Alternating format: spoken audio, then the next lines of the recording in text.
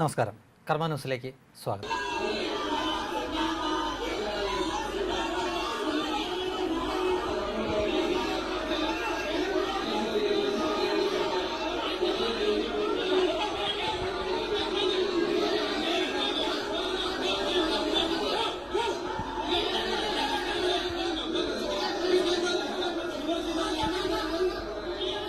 അന്തരിച്ച CPM നേതാവ് MM ലോറൻസിൻ്റെ മൃതദേഹത്തിന് വേണ്ടി അദ്ദേഹത്തിൻ്റെ മക്കളും അതേപോലെ തന്നെ പാർട്ടിക്കാരും തമ്മിൽ ബഹളം വെക്കുന്ന കാഴ്ചയാണ് നമ്മൾ ഈ കണ്ടത്. സന്ദേശം എന്നൊരു സിനിമയുണ്ട്.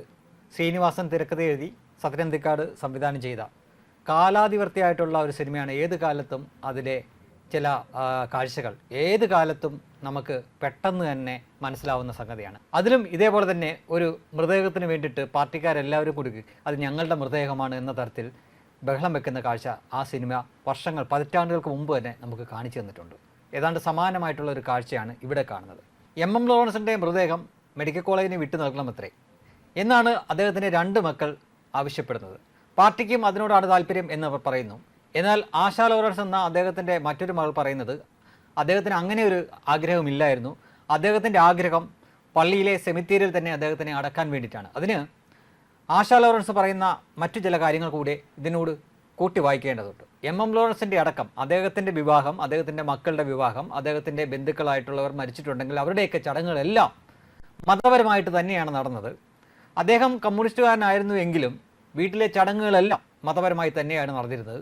അപ്പോൾ അങ്ങനെയുള്ള ഒരാൾ തീർച്ചയായിട്ടും മരണശേഷം അതേപോലെ തന്നെ മതപരമായിട്ട് തന്നെ കാര്യങ്ങൾ മുന്നോട്ട് നീക്കാനായി ആഗ്രഹിച്ചിട്ടുള്ളൂ. അല്ലാതെ മൃതദേഹം മെഡിക്കൽ കോളേജിന് കൊടുക്കാൻ പറഞ്ഞിട്ടില്ല. അങ്ങനെ പറഞ്ഞിട്ടുണ്ടെങ്കിൽ, അങ്ങനെ എന്തെങ്കിലും സമ്മതപത്രം ഉണ്ടെങ്കിൽ അത് കാണിക്കണം എന്ന തരത്തിൽ ഒടുവിൽ അത് കോടതിയിൽ വരെ ഈ വിഷയം എത്തി. അവസാനം കോടതിയുടെ തന്നെ നിർദ്ദേശം വേണ്ടി വന്നു. മക്കളുടെ എല്ലാം സത്യവാങ്മൂലം കേട്ടതിന് ശേഷം മാത്രം ഒരു അന്തിമ തീരുമാനം എടുക്കാമെന്നും അതുവരെ ആശുപത്രിയിൽ ഈ മൃതദേഹം സൂക്ഷിക്കണം എന്നും ഉള്ള ഒരു നിർദ്ദേശമാണ് വരുന്നത്. അതിനെ തുടർന്നാണ് മൃതദേഹം അങ്ങോട്ടേക്ക് മാറ്റാൻ വേണ്ടിയിട്ടുള്ള ശ്രമത്തിനിടയിലാണ് ആശാ ലോറൻസും അവരുടെ മകനും കൂടെ ചേർന്ന് ഇത് വിട്ടുകൊടുക്കാതിരിക്കാൻ വേണ്ടിയിട്ടുള്ള ചില പ്രതിഷേധവും മറ്റുമൊക്കെ നടത്തുന്നു. തീർച്ചയായിട്ടും അവരുടെ മറ്റ് 2 മക്കളും അതേപോലെ തന്നെ പാർട്ടിക്കാർ ചില വനിതാ സഖാക്കളും എല്ലാവരും കൂടി അവിടെ ഒച്ചപ്പാടും ബഹളവും ഒക്കെ ഉണ്ടാക്കുന്ന ഒരു കാഴ്ചയാണ് നമ്മൾ ഈ കണ്ടത്. തീർച്ചയായിട്ടും VS അച്യുതാനന്ദൻ്റെ സമശീർഷനായിരുന്ന വ്യക്തിയായി കണക്കാക്കപ്പെട്ടിരുന്ന വ്യക്തിയാണ് MM ലോറൻസ്. അവരുടെ പ്രതാപകാലത്ത് 2 പേരും 2 ശക്തി കേന്ദ്രങ്ങൾ തന്നെയായിരുന്നു.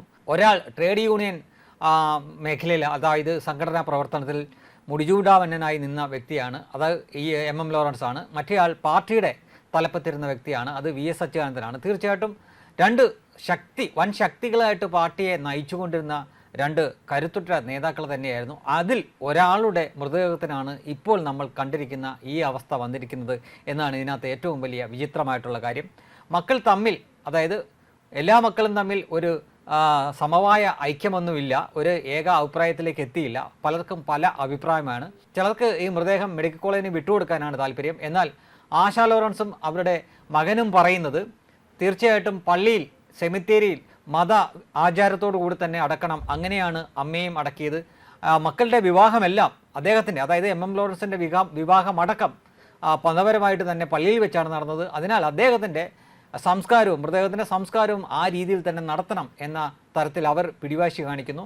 ഇവിടെ യഥാർത്ഥത്തിൽ മറ്റുള്ള ആളുകൾക്ക്, അതായത് CPM ആവട്ടെ, മറ്റ് രാഷ്ട്രീയ പ്രസ്ഥാനങ്ങളാവട്ടെ, ഒരുപക്ഷെ സർക്കാരിന് പോലും യഥാർത്ഥത്തിൽ ഇവിടെ ഒരു അഭിപ്രായം പറയാൻ പറ്റില്ല. കാരണം എന്ന് പറഞ്ഞാൽ ഇത് അവരുടെ പിതാവിൻ്റെ മൃതദേഹത്തെ സംസ്കരിക്കുന്ന കാര്യമാണ്. തീർച്ചയായിട്ടും ആശാ ലോറൻസ് ആണെങ്കിലും ശരി, അവരുടെ മറ്റു സഹോദരങ്ങളാണെങ്കിലും ശരി, അവർ കൂട്ടായി ചർച്ച ചെയ്ത് തികച്ചും അനുയോജ്യമായിട്ടുള്ള ഒരു തീരുമാനത്തിലേക്ക് എത്തുക എന്നതിനപ്പുറം ഇദ്ദേഹത്തെ പോലെ ഒരു മഹത് വ്യക്തിയുടെ മൃതദേഹം വെച്ചുകൊണ്ട് നമ്മുടെ കേരളത്തിലെ പൊതുസമൂഹത്തിന് മുമ്പിൽ ഇതേപോലുള്ള ചില കാഴ്ചകൾ, അല്ലെങ്കിൽ ഇതേപോലുള്ള ചില രീതികളും ചെയ്തികളും ഒക്കെ കാണിക്കുന്നത് തീർച്ചയായിട്ടും ആ മൃതദേഹത്തോട് ചെയ്യുന്ന ഒരു അനാദരവ് തന്നെയായിരിക്കും എന്ന കാര്യത്തിൽ സംശയമില്ല. അതിനി അദ്ദേഹത്തിൻ്റെ മറ്റ് മക്കളും ഈ ആശാ ലോറൻസും കൂടെ ചേർന്നുകൊണ്ട് ഉചിതമായിട്ട് തന്നെ എത്രയും വേഗം ഒരു തീരുമാനമെടുക്കട്ടെ എന്ന് പ്രത്യാശിക്കാൻ മാത്രമേ നമുക്ക് പറ്റൂ. കാരണം MM ലോറൻസ് എന്ന പാർട്ടിയുടെ തലപ്പൊക്കമുള്ള ഒരു നേതാവ് വിടവാങ്ങുന്നത് ഈ രീതിയിലാവരുത് എന്ന് ആ പാർട്ടിയിലുള്ള പക്ഷം പിടിക്കാത്ത യഥാർത്ഥത്തിലുള്ള കമ്മ്യൂണിസ്റ്റുകാർക്കൊക്കെ ആഗ്രഹം ഉണ്ടായിരിക്കും. തീർച്ചയായിട്ടും ഒച്ചപ്പാടും ബഹളവുമൊന്നും ഇല്ലാതെ ശാന്തമായിട്ടുള്ള ഒരു വിടപറച്ചിലാവാം അവരൊക്കെ ആഗ്രഹിക്കുന്നത്.